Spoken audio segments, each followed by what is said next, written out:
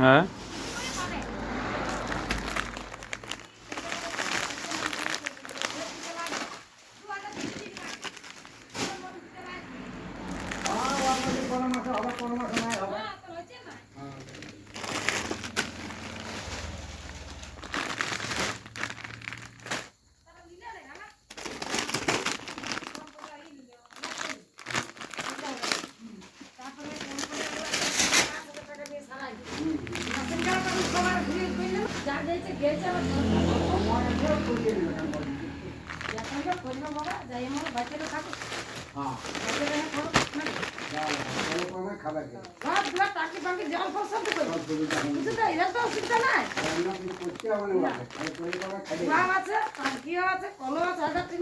রান্নাঘরে আরো টাইস মাইস গোটাই বসে আছে, এদিকে তো একটা রুমও বসে আছে।